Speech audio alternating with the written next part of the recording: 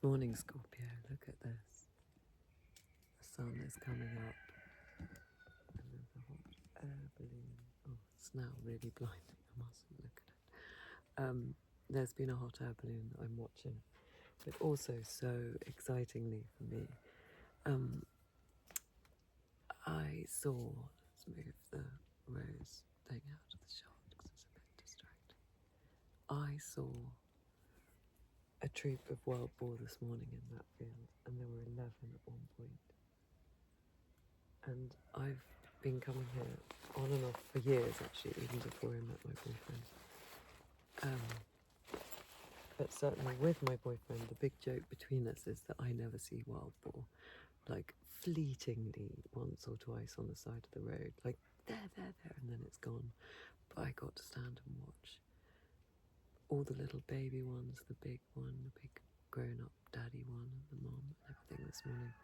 I mean, it's been really incredible.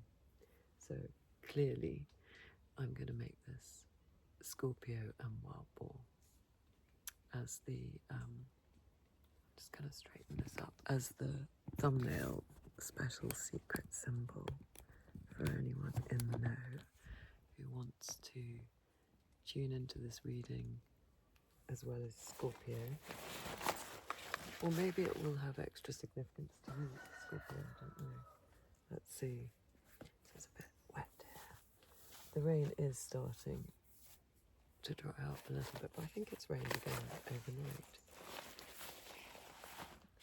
Okay, so I haven't quite prepared myself with the cards because I wanted you to get those first few rays. What an amazing morning. So we're going to do a 78 degrees of wisdom.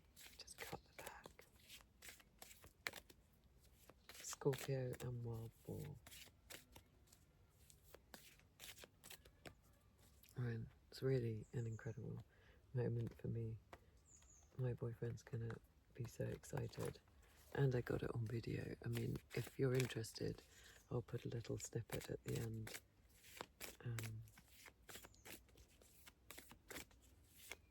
Okay, so let's do our Celtic cross, our 78 degrees of wisdom, based on Rachel Pollock's version in her book, 78 degrees of wisdom is what I'm trying to say. Okay, an interior card, a card for the interior, the Page of Pentacles. It's lovely, it goes beautifully with the sun. And how that's making them act in the outside, in their outside world.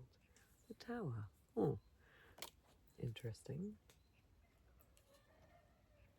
And a card for the basis of this reading. The Five of Swords. And something from the recent past, please. Something from the recent past.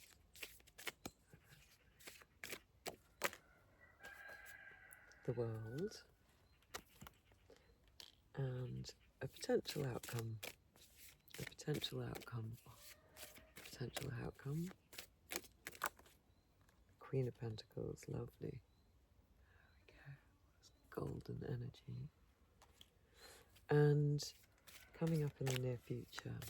Coming up in the near future for our lovely Scorpio and wild boar people. The Hierophant, and then crossing over the tower. Oh wow, we have the devil. It fell face down, but on the tower. So I'm just going to cover their bodies. I'll work out a way of doing this properly. Wow. So the sort of most moral card and the most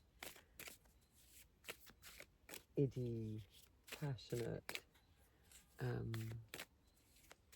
gonna, if I do this for a little while, I've noticed when I'm rewatching the videos that after a while it refocuses on what I'm looking at the sun, to give you a bit of a look. So, and the attitude, so I'm not being rude, I'm giving you the sun. The attitude of people watching the Knight of Swords. And I'll give you a bit more of it. and their environment. The Ace of Pentacles, lovely.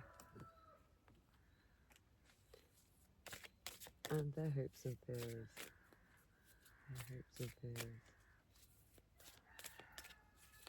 The hopes and fears of those that are joining this timeless reading.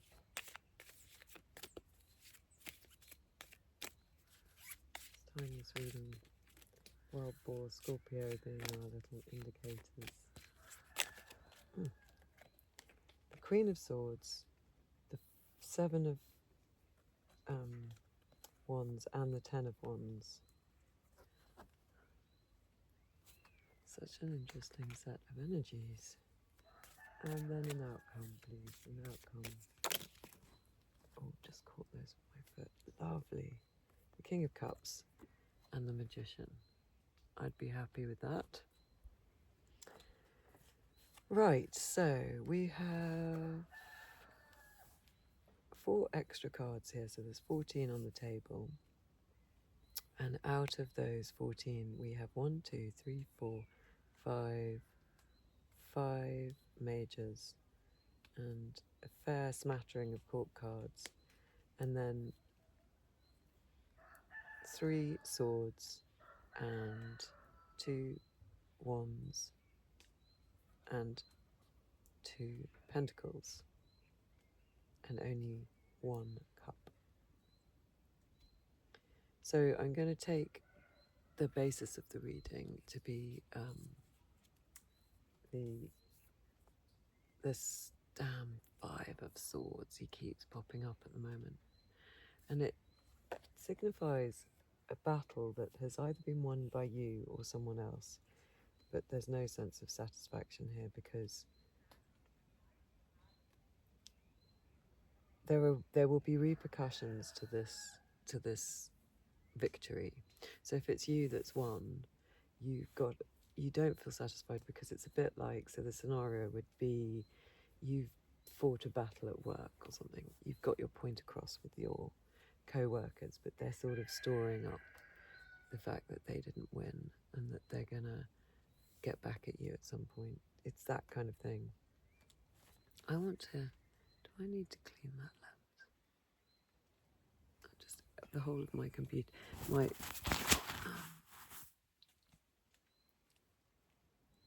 that's all right. Just in case I've smeared, I always put this sort of thick, oh, it's lovely. What is it?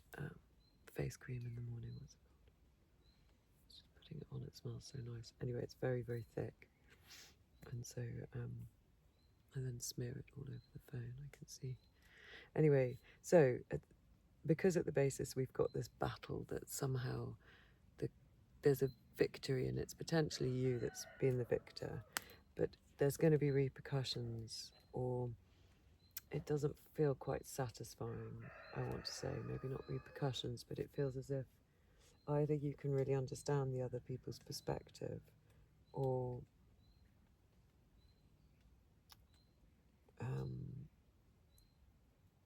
you just didn't want to have the battle in the first place. Maybe it's that.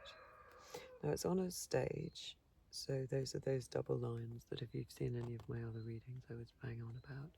So that to me, and I haven't done the research, I always say the same thing, soon I'm going to, indicates that it could just be a stage, or that this is something to do with your perception, because we're in the audience watching it, we're not in the experience. So it's almost like it could be your concept of something, or just a stage, and it will give way to another stage, if that makes sense. It's a 5, and we've also got the major 5 of the Hierophant here, which sort of tempers that energy somehow. For me. So let's bear that in mind. I'm just seeing what I see, because let's start with the beginning. Let's start with you in your internal world. This beautiful Page of Pentacles, who is our wonderful, youthful, look at him with the sun, he looks great, energy, who's very diligent and wants to work really hard, and he can concentrate very well, and he's so excited by life. Now the pages are all messengers, so there's sort of internal messages, I want to say, coming to you about some new study that you should start, that you're very excited about. Now, I don't think it's to do with the heart. I think it's to do with a new opportunity and manifesting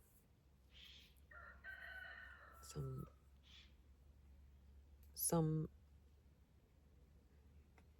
sense of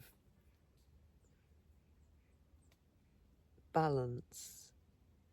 Yeah, a balance, a new balanced perspective. I'm looking at the Hierophant and the Devil coming up in the near future, and then in the recent past, the world, you in the center of your world.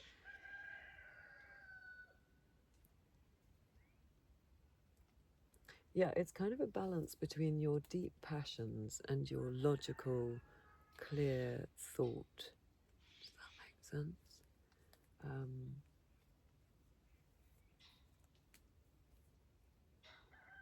So he's green and yellow. There's a field just at the bottom which reminds me of this field. So he's found something in this ploughed field, or he's about to put this pentacle into this ploughed field, or there's a sense that this new excitement for knowledge and the diligent attitude is going to serve him well in the future. For me at the moment, this little copse, and it will change over time, and depending on the reading, represents Boudica's mound in Hampstead, or Boadicea's mound, which is supposed to be her burial mound, which I think is fairly understood not to be the fact. But anyway, for me, that's a sacred space, and for lots of people. And it's on a major ley line that goes from the top of Parliament Hill and comes down towards it. I don't normally think about that, so that's going to be important, because the land is important to me in this card now, as it often is with Pentacles. But so sort of something to do with, so ley lines or energy lines or song lines or these lines, geomagnetic lines on the earth that probably are caused by the sun. So a lot of them are caused by the sun's photons going into the core of the earth and then bouncing back. And I've done courses on it with a course, and I must continue. I've done the first part with a wonderful guy called Rory Duff, and we went round Bath looking for these ley lines on quite a busy touristy day around Easter a couple of years ago. And honest, I have no shame, so whatever, but we must have looked so funny. But what's wonderful is that because you could see other people learning at the same time, and Rory would mark these little points on the side of the pavement that we had no idea were there, to show us that when we all discovered these, where the lines were, we weren't just imagining it. And we would all find these same things they were just a couple of bent wire coat hangers that he wanted us to work with that would suddenly cross. And it's the way he described it, it's your subconscious that's able to feel that. So there's something about, and that's what unconsciously makes you tip the points to the dowsing rods towards each other. So something about you in your internal world being really connected to your landscape, really connected to these lines of energy that amplify, that can be used to manifest, that connect other places. Maybe you're learning about ley lines or something to do with the earth, the deep inner lines of the earth. That will come back to me, I'm sure. And the way that's making you act in the external world is the Tower. So you want to tear something down, or it's changed your perception of something really radically. This sense of harmony with these very sort of important, passionate lines of meaning has made you, I mean, it could be like with me, whenever I sort of have a period of really looking into these things, and I'm really interested in okay, so I grew up in a church. I'm the daughter of a vicar. So I grew up, sitting every Sunday under one of those giant spires, and I often go into the city in London, or I don't often because I don't really like it, to be honest, but when I do go in, I'm always looking at those tall buildings, slightly sort of, because there's something about what reaches into the sky is pulling the energy down, and they represent commerce and sort of, I don't know, not very nice ideas somehow. So towers. Are you thinking, the way I've just talked about in that little story, are you thinking about the uses of that kind of energy? Yeah, the bird song. Are you thinking about how one uses natural earth power to what means? And I feel like you want to stop the bad use of it. Now, you could be an environmentalist or something to do with renewable or sustainable energy. But there's a sense in wanting to tear down the wrong use of earth power, something that you've learnt a little bit about recently. Yeah, the fire at the top and the lightning. The lightning is what I'm looking at. So that's interesting because we're in the stormy season here, and I came quite close to being hit by lightning the other day. I feel a bit embarrassed to say that because it's so stupid, but because I put myself in a really silly position. I was sat here and I waited till the rain set in, and I know that there's a storm every day at the moment. I didn't realise how close the centre of the storm was, and when I got very close to the house up there, oh my God, I was so scared. This clap of thunder above me, and then I was making a little video about it to show some friends or put on my Instagram. And as I was showing, I was kind of quite hyped up from the fear of it. And as I turned the camera around to show the street, this clap of thunder, well, firstly, the lightning, almost exactly where I stood, came down to the earth. And then this clap of thunder within seconds, letting us know that I really was at the epicenter of the storm. So lightning, I've been looking into quite a lot for the last couple of days because I was then very hyper afterwards. Now, it wasn't just the adrenaline from the situation. It was almost like an electromagnetic feeling. I couldn't go to sleep, and I love to go to sleep early, and I just couldn't. I was sort of up till 1:30, full of energy. And I wonder, and then I was looking yesterday into how lightning, when it hits the ground, makes nitrogen more available. So something to do with how the soil is enriched. So again, it's interesting, it's taking us back to that bit of this card that I was looking at, the soil here. So you're thinking about a good growing environment, either metaphorically for yourself and what you want to manifest, or the actual land.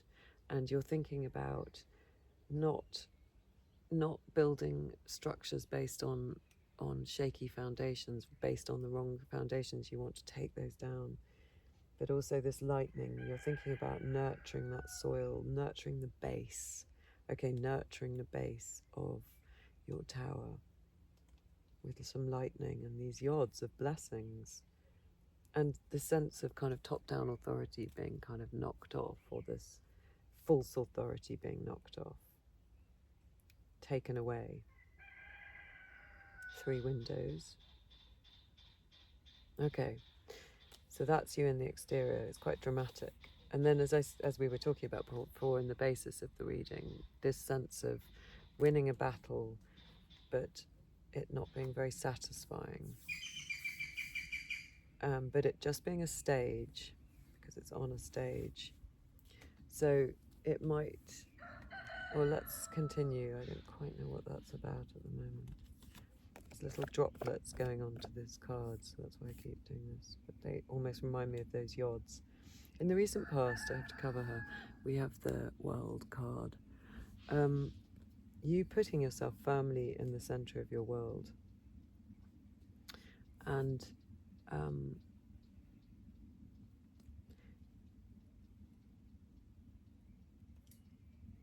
that seems quite key, the positioning of you in this wreath of success. What else am I seeing about her? She looks a bit wistful and worried.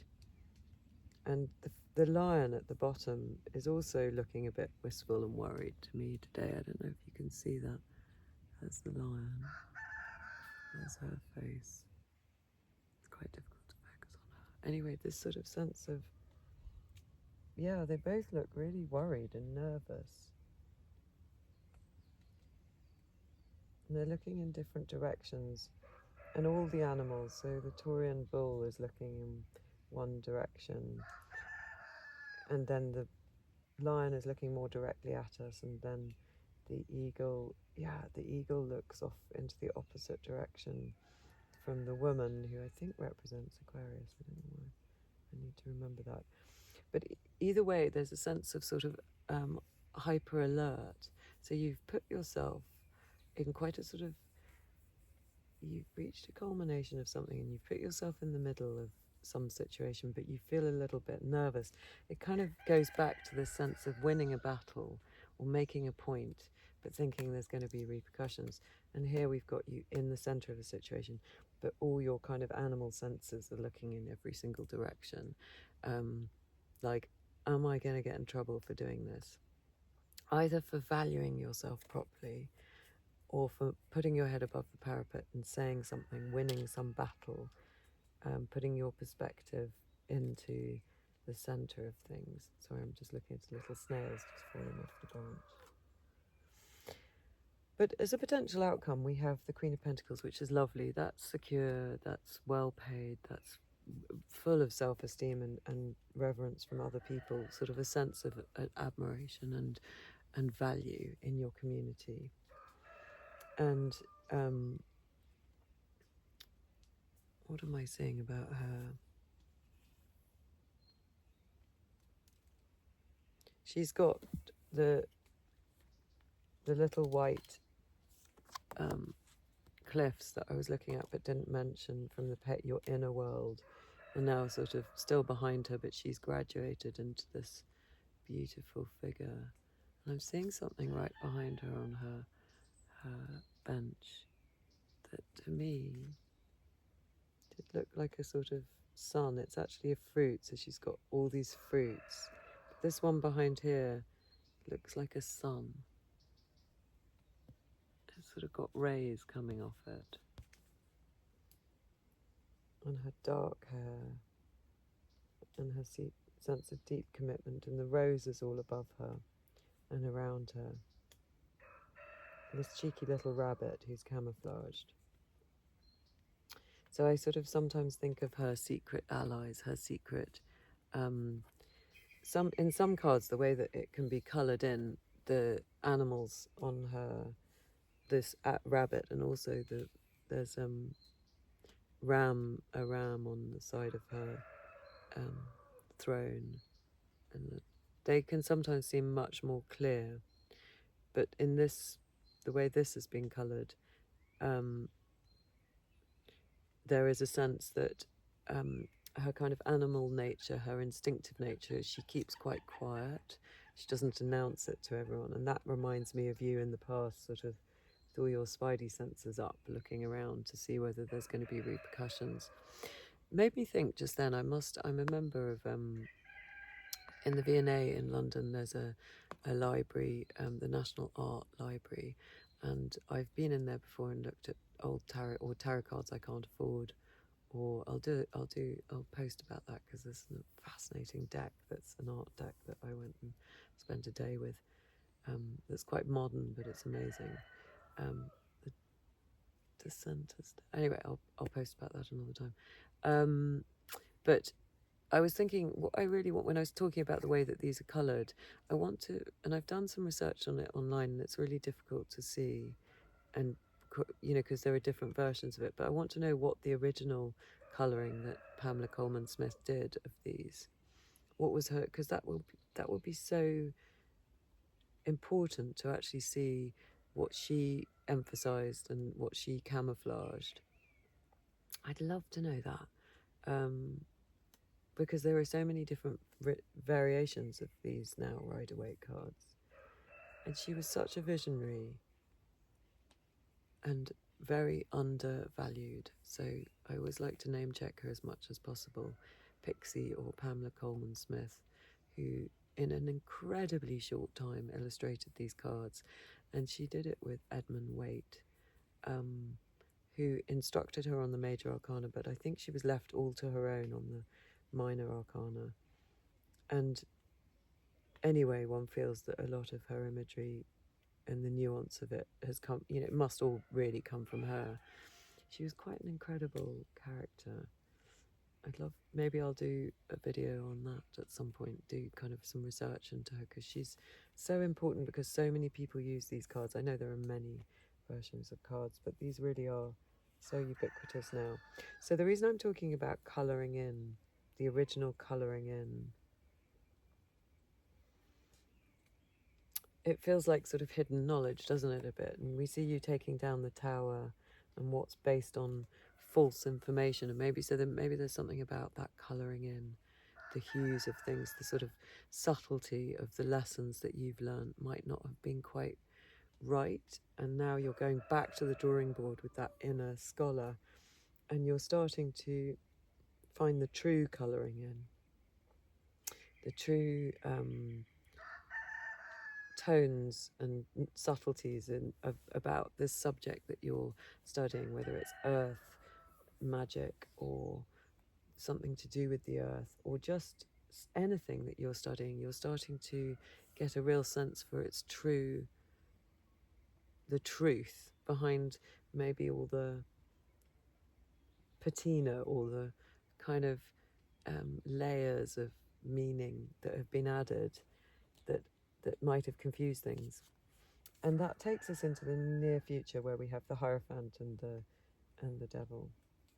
So they've both got one hand raised, and I must look up the mudra again of the Hierophant who's doing that.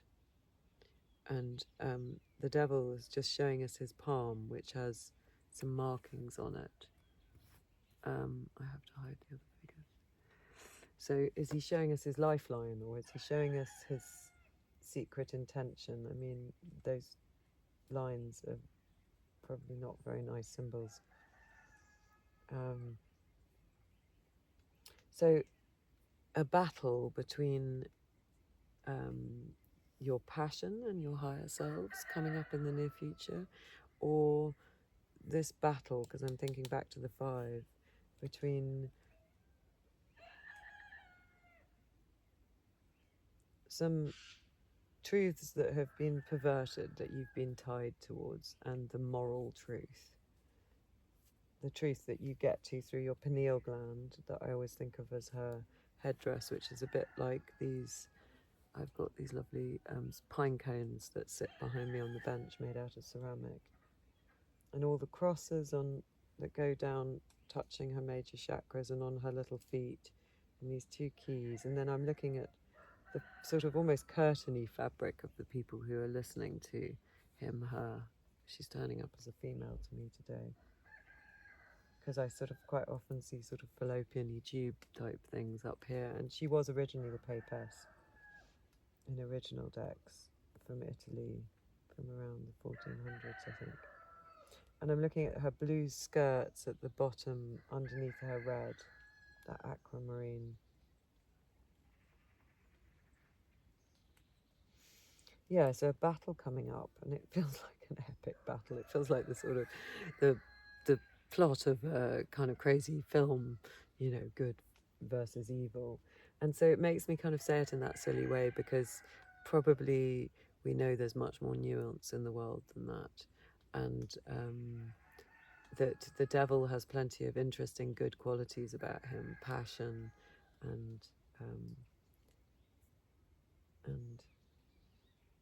you know, sort of, you know, a deep passion that he has. And the Hierophant has plenty of implications of dogma and things. So they, you know, they both have their light and dark. But if we take them as their most basic, this kind of battle between good and evil in yourself, or your morals and your baser instincts or something, or 2 paths. Fascinating. And in the basis of your attitude, in the attitude, the Knight of Swords, you're going to take a risk. You're going to run in at enormous speed and try and sort something out. And I don't know whether, because he's looking towards the Five of Swords who's in line with him. I wonder whether this is the battle that you are prepared to have with yourself, or parts of yourself, about what is the true right way, or whether something around you, it could be like you're an academic and you're prepared to put your head above the parapet and say, I don't believe in that bit of dogma that we've all been preaching about, archaeology. I don't know why. Well, I'm thinking of Graham Hancock. You're very unlikely to love Graham Hancock if you're an archaeologist, but you're probably very unlikely to watch me if you're an archaeologist. I hope that's not unfair. But so, you know, this fight between traditional archaeology and the basis of all things. And then Graham Hancock, who does, I went to see him at the Royal Geographic Society about a year ago with my sister, or maybe a bit more. It was so good.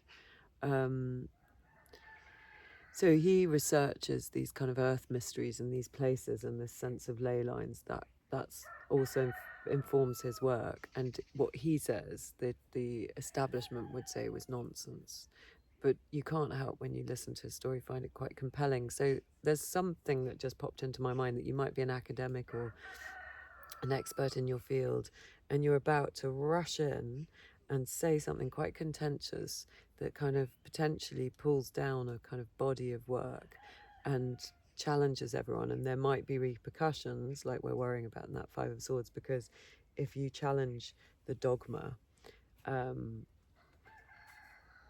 people don't like it, do they? The status quo. So I think that's what you're doing. How interesting. And maybe this battle is your conscience. Do I say what I really believe? So that little story of academia, that might not be, well, it's unlikely to be relevant to everyone who's watching at all. So it's just that idea of listening to your conscience with and saying the thing that you feel follows your conscience. Or could it be listening to your passion and saying the thing that your suppressed, othered parts, you know, the devil othered, you know, our kind of baser desires, all that gets dumped in with him that might be unfair. I hope you understand what I mean when I say that. Is that what's speaking up? Some part of you speaking up. You're going to dash in, and you're going to have this battle that potentially tears down some sort of structure in your work life or your life. And wow. And that, in your environment, we then have the Ace of Pentacles. It's almost like I got a tingle when I thought that. The land saying, thank you, you're telling the truth. So something to do with ley lines, or the land, or a giving back from Mother Nature or something. So happy to have this truth told, and then opening up a path for you from this kind of initial truth that takes you on to those blue mountains, like the blue skirts under the Hierophant, and the blue of the background of the world card that puts you in the center of your world. So yeah, the land saying thank you, or the divine offering you a new start because you've dared to tell this truth, this inner truth, and dismantle something. Now, it could just be you telling the truth to yourself. This all could be a private battle, and that might be a challenge in itself. The truth to yourself about something that you've misunderstood or willfully not seen, covered up through layers of different colouring, like those illustrations of Pamela Coleman Smith. You know, something that you've kind of, it, like Chinese whispers, has just changed in your perception over time, and that you've finally got back to the truth. And by getting back to that truth and daring to go and uncover it and face the repercussions of whatever that means, you're being offered this beautiful new start. And it's a start that will end up with something actual in the world, because that's what the Pentacles represent. A book, a birth, some health, like your body being physically healed, a baby being born, a project that has like a outcome, a piece of jewelry or a course, or I mean anything, but it's going to be tangible. It's not just an idea. So by following this true path within yourself, you're going to get something really, you're going to bring something into the world, and it's divinely inspired. So then in your hopes and fears, the 10 of wands, which is a bit like the minor to the 10 to the devil, you're still worrying about that devil. Like either is it carrying the devil's perspective? I've never seen that card like that before. But if you've taken the othered perspective, are you worried about how onerous that responsibility is, and that you might have to fight off lots of other people in the 7 of wands with your clear, decisive, intellectual argument that won't stand for any bullshit?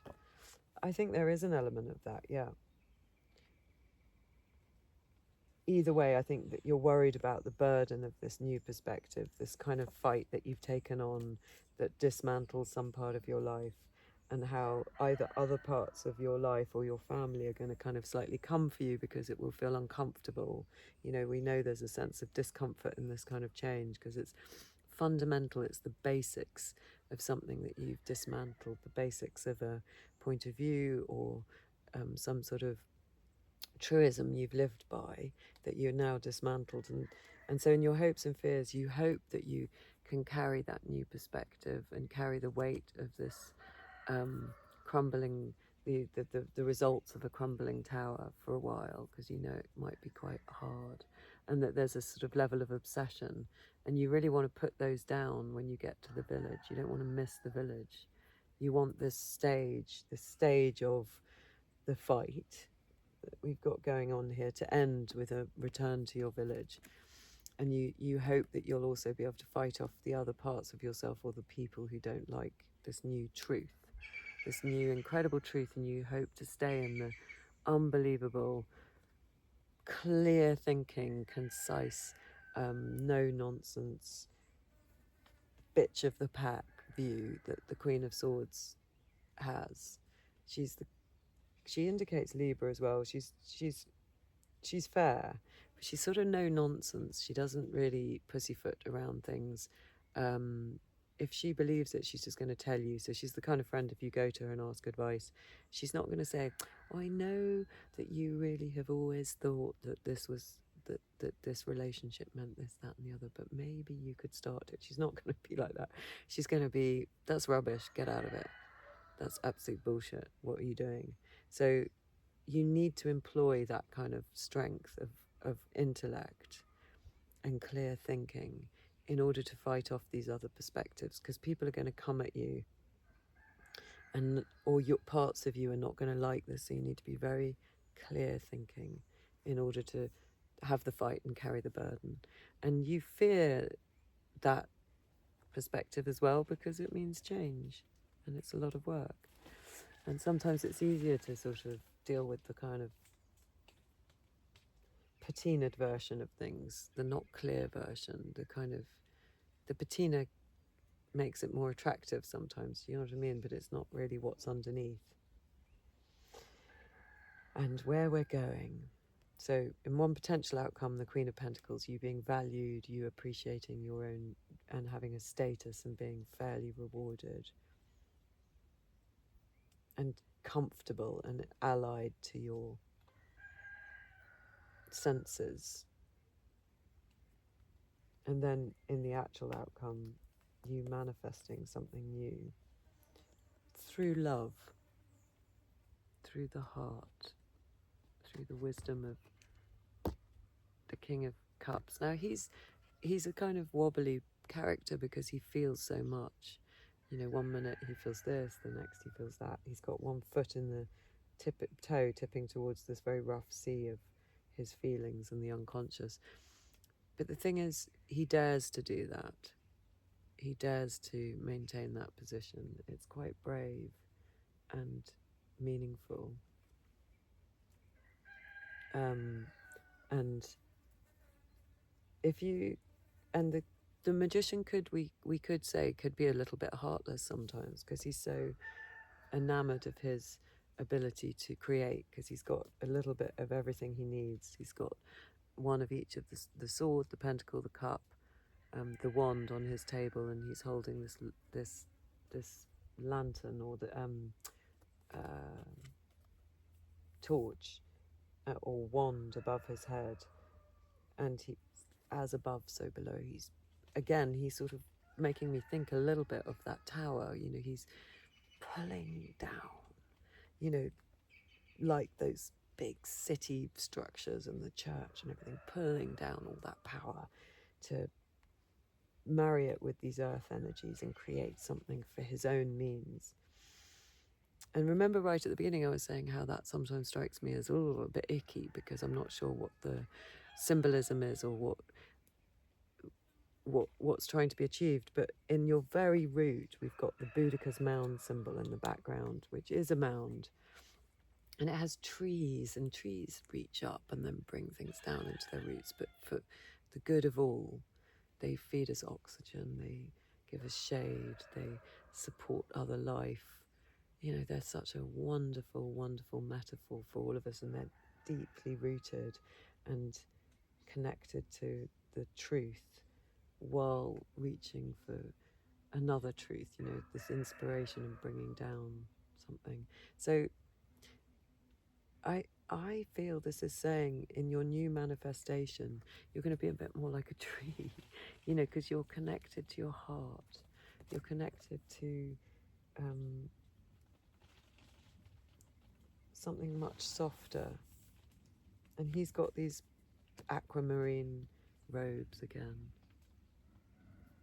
that poke out at the bottom of the Hierophant, that is the background of your you in the centre of your world. And for me, that symbolises something rare and precious and shimmering and kind of divine, really.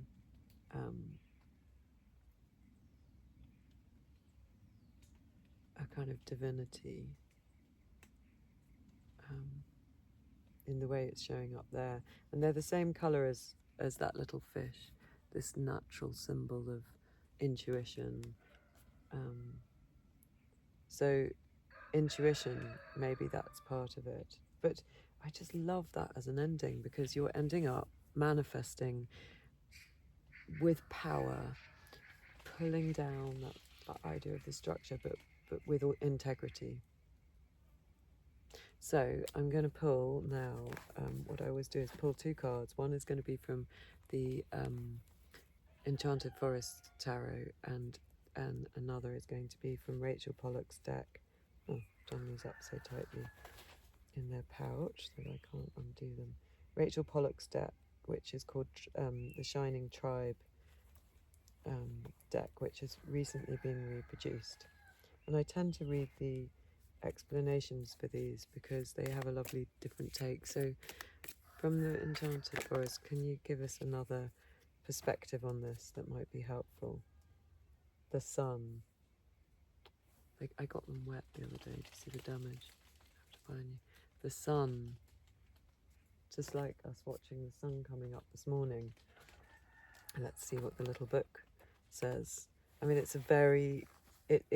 It's pointing me towards the part of the reading which is about manifestation, the magician as the manifester. The sun is the ultimate manifester, and this one's actually called sunlight. But I think you're being reminded to, what is it, let's face, because he's facing towards, and it's Pan, and he's natural, and he's manifesting with nature. And there's those two trees that the sun's coming up in between. At a glance, happiness, well-being, growth, the warmth and glow of life, things are better than you know. The piper comes to the gates of dawn, the new day awakes, the hush of night is broken by birdsong, first one tender note, then another, then the whole chorus of joy. Flowers open their eyes, dew-damp ferns unfurl. The melody the piper plays is a paean to life, both temporal and eternal. Can you hear it? Does your soul stir in response to its call? Oh, the goodness that's in the world, the beauty, the grace, the love. This is the light that breaks through illusion. That's an important line. This is the force that initiates, sustains, empowers. Life-giving sunlight always finds its way through even the most tangled and forbidding of forests. When sunlight blesses your reading, be ready to receive good fortune. This is the most positive card in the whole tarot, assuring that all will be well. Challenges will be overcome, bright visions will come to pass, spells will succeed, magician, and boons of all kinds of yours are for the taking. That's kind of pentacles, like that ace of pentacle. Remember to be grateful. Thrush and blackbird singing the morning chorus, primroses and celandines symbolize the springtime sun.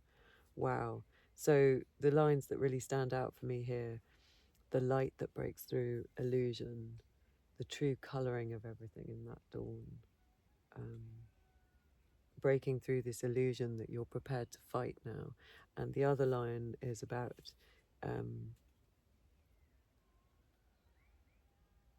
that challenges will be overcome. So this is the idea of you sort of facing these challenges by seeing that truth, and spells will succeed, and your boon, your ace of pentacles, is going to come to pass by sort of aligning to the natural world. Wow, what a blessing.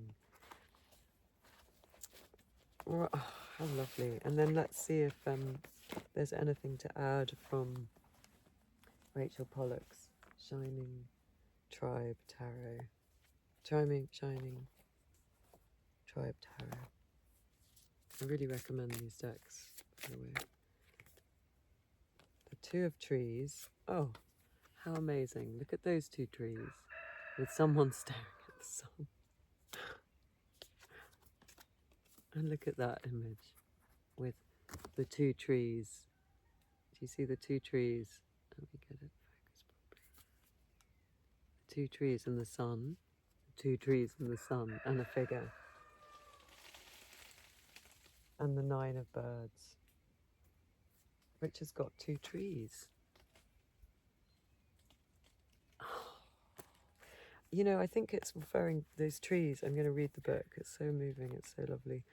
I think it's referring to when I said, you know, the way that the tree reaches up to pull energy down, but it sustains so much else within it, so much better than all these towers or steeples or, you know, I think it's about that. So let's start with, so strange how strange those similar images are. The Two of Trees, the Two of Wands, I think this is. Let's see.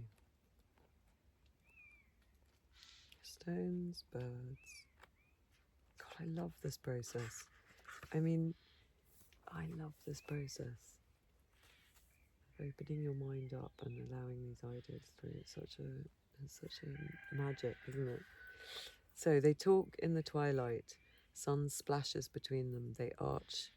So this is now not the dawn, but the twilight. So we've got the beginning of the day and the end of the day. Sun splashes between them. They arch away backwards, touching in secret. And there's a little piece of writing on it, which I hadn't seen before, which says, "Blessed is the mother who has given us shape." And the little divinatory meaning is breakthroughs, new beginnings, opening to a higher level of awareness, friendship, union, lovers who may have broken up but will come back together. This picture is based on an actual place along the Hudson River of New York State, one of the world's most beautiful rivers. The rolling, graceful mountains can be seen if you look downriver from the former Vanderbilt estate, now a park open to the public. The remarkable trees once grew along this railroad line to New York City. Along the mountain, we find the same celebration of the creator goddess we saw in symbols on the tower. This is so magic. This is the way she's depicted the tower. So along the mountain, so that's this up here, we find the same celebration of the creator goddess we saw in symbols on the tower. Here it is written out across the peaks. Blessed is the mother who gives us shape. So this is celebrating the goddess, like being aligned to nature, which is kind of like you in the beginning, and the Queen of Pentacles and the Ace of Pentacles. The minor arcana moves from symbols to direct experience. Shape means physical experience, the wonder of a body. The trees form a gate that opens to new experience. The sun lights the water beyond the trees so that we see what looks like a golden pathway. The image suggests a gateway, a moment in our lives when we feel opportunities before us. The sun is actually setting, as if the gate opens because one phase of life has ended. The roots of the trees touch like secret lovers. People may seem at odds or may seem to recoil from each other, but something bonds them together. That's making me think of the Hierophant and the Devil somehow. They might seem at odds, but there's something that connects them. That's interesting. The branches at the top reach backwards towards each other. We may compare this card to Awakening, the two trees acting as opposites that join together, and the woman as the new consciousness. So this is, maybe that's interesting. That's the perspective it's giving us. What if you joined these two opposing, dogmatic, extreme points of view? Where's the middle road? It gives us a new perspective, a new consciousness. The woman recalls the many indigenous nations who lived along the Hudson before the European conquest. The Mohican or Munsee Lenape in the area of the card. The contemporary revival of their teachings has reopened spiritual awareness of nature. She wears a tattered dress. We can think of this as emphasizing spiritual rather than material values. We might say that an old level of experience lies in tatters, and we soon will take on new robes. So that's like the tower, the tatters of the tower. It doesn't work anymore, and we're going to take on new robes. Kept looking at all those robes, those blue robes. A hole in the left of her dress reveals the curve of her back and hip, a shape that matches the line of the mountain. Can't see that really. The mountains. This subtle pairing reminds us of the link between our bodies and the earth. Staying very rooted in your truth. I'm going to look up the symbolism of the blue robes and put it in the notes, because that seems symbolic, because it's talking about our new robe, our new beginning, and the King of Cups is wearing a new, something that peeks through elsewhere that now he wears proudly. But, you know, a new world. We've got sun up, sun down.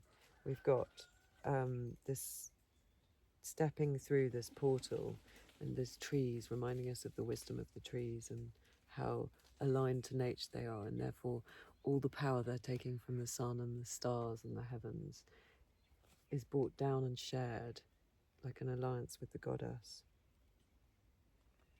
And that sort of melding of two people who might seem to be at odds. And then 9 of birds. I'm almost getting blasé about these kind of strange, I mean, I'm not, it always will thrill me, but I kind of feel like that's very odd, those two trees and the person in between and the sun, both those images coming straight after each other. So that's the 10 of birds. Now we want the 9 of birds. She screeches her name through the layers of stone, down the slippery moss, the black hooks of sadness, the land of the dead. Grief, sadness, empathy for the suffering of others, rituals of mourning and release, acceptance of loss, realization of what's caused sadness in your life. The owl from the ace returns here more clearly in its aspect as a bird who presides over death, the other world, known as the land of the dead. In the star we saw Persephone return from that land, squinting in the bright light of the sun. Here we see the dark world itself, the place of grief. A large owl perches above a burial mound flanked by 2 barren trees. Oh, now they're barren. Okay, like a gateway to death. This stylized owl at the bottom is based on a burial urn about 5,000 years old, excavated on the Greek island of Lemnos. I've extended the wings so that they resemble the blade of an axe or a scythe. Such tools were often symbolize the way death cuts us down, harvests our lives. The axe especially was used in animal sacrifices, such as the bull sacrifices in ancient Crete. As with other cards suggesting death, including the trump death, these images do not suggest and certainly do not predict a particular person dying. Rather, the card takes into account grief and mourning for the sorrows and losses in our lives. We must experience such feelings. If we deny them or try to talk ourselves out of feeling them, we only bury them in ourselves, and our lives become tombed of buried emotions. That's making me think of how open and receptive to his actual feelings the King of Cups is. And then that patina doesn't, those layers of that tomb, those layers of wrong colours don't build up because he's telling the truth. That seems really, really key. Really key. When we allow ourselves to pass through grief, we come to rebirth. This is a great message found again and again in the images of the goddess of death. The urn bears an image of a vulva at its base. Before the opening door of a tomb, we see an image based on a bone figurine found in Bulgaria and dated 1500 years earlier than the urn from Greece. The enlarged pelvis bears a giant pubic triangle as the figure emerges from the grey world of sorrows. The geometric vulva, by now familiar to us as one of humanity's oldest symbols, promises restoration. When I did the reading for the tales of the 4 rabbis who entered paradise, see 4 rivers, this is all about other cards, I asked the cards, what is paradise? And to my surprise, the card was the 9 of birds, not a lush garden, but a bleak land, for the immortality of paradise can only come out of death. In my novel Unquenchable Fire, written several years before the project of creating these cards, the heroine encounters children who ask her, Miss, where do babies come from? And when she goes home, she hears strange noises behind her bedroom door and realizes the spirits are about to show her a secret, not just where babies come from, but also the origin of stories. But when she opens the door, she just sees faces in the floor, dead faces turning to dust. It's all from the same place, she thinks. It's where stories come from. Babies and stories, they're the same thing. And it's the land of the dead. It's all the same place. Wow. So yes, that's making me think of how, in order to integrate this new manifestation, these new stories we're going to tell ourselves, we have to be integrated with our grief. And that's a really important message that I could hear, because I like to skip over grief. And I've had a lot in my life, and like a lot of us. But the other thing that's coming to me at the end of that passage is when she's talking about her novel and how she asks, where do babies come from? Where, and that the children ask her, where do babies come from? She goes home, she hears strange noises behind her bedroom door and realizes that the spirits are about to show her a secret, not just where babies come from, but the origin of stories. And then when she opens the door, she just sees faces in the floor, dead faces turning into dust. That's like the tower. So maybe the tower of grief or bad emotions or emotions we don't love, like the emotions the devil brings up, that we like to deny the devil, that raises everything to the ground until it's just dust, and then we see those images disappearing. It's all from the same place, she thinks. It's where stories come from. Babies and stories, they're the same thing. And it's the land of the dead. It's all the same place. Babies and stories.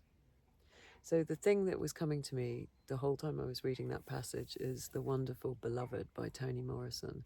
That is a book I have multiple copies of, and I studied at university.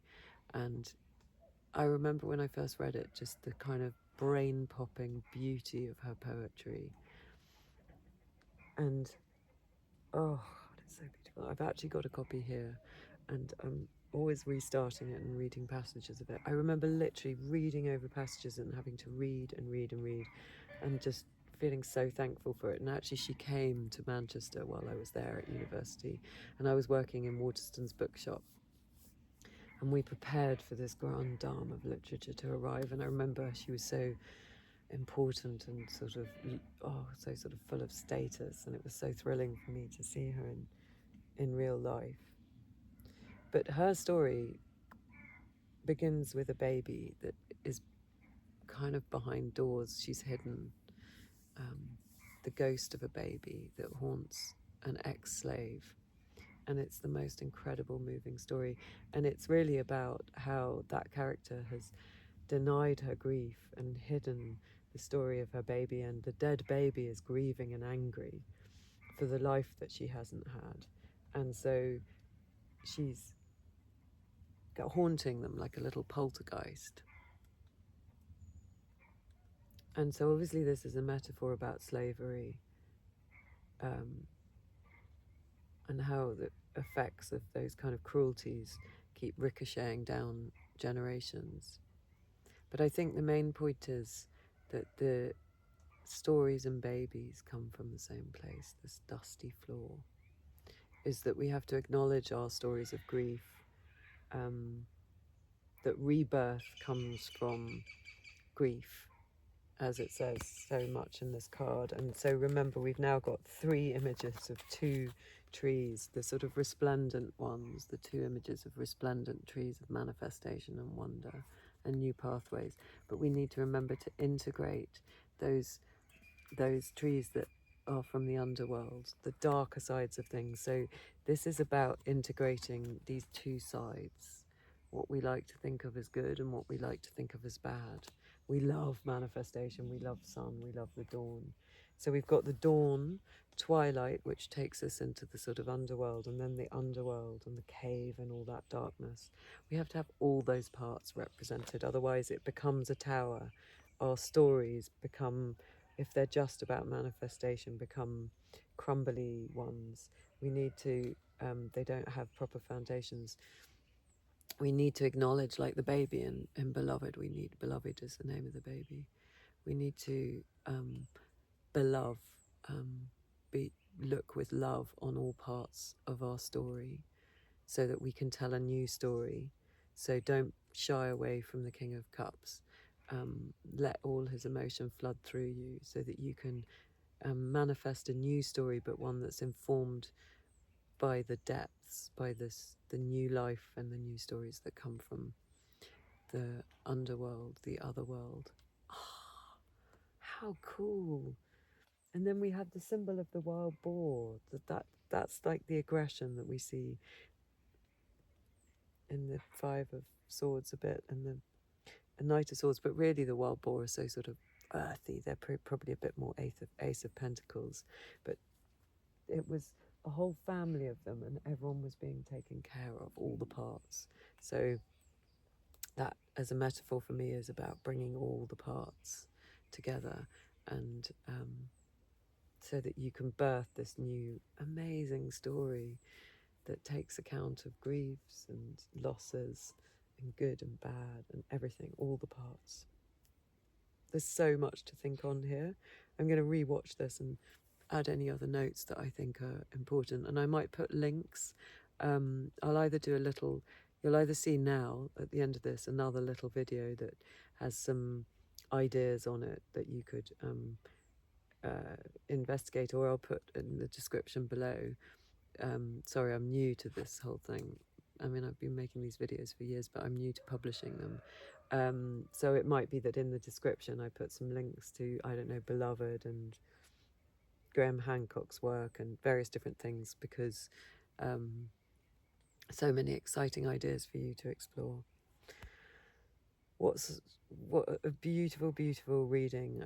Thank you. You're creating something really sustainable and moving and whole and real, taking care of all the parts. I'll see you again, I hope.